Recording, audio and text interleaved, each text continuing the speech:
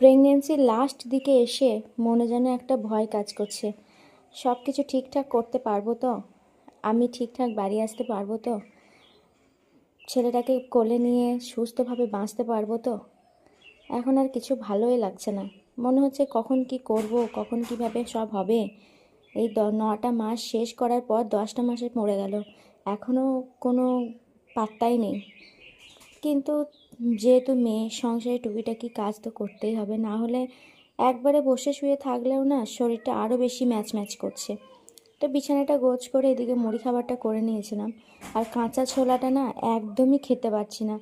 কাঁচা ছোলা খেতে খেতে খেতে খেতে মুখটা কেমন স্বাদ চলে যাচ্ছে।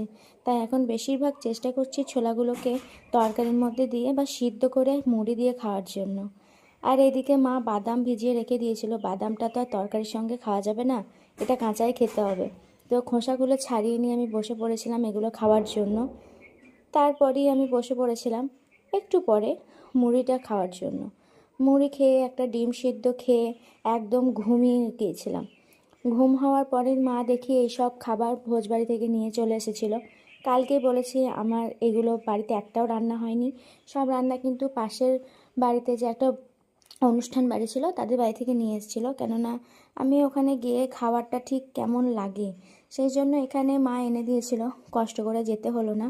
যতই হোক মা তো, মা একা একা কি খেতে পারে? তো এদিকে কিন্তু অনেক কিছুই রান্না হয়েছিল, কালকে কিন্তু বলিনি।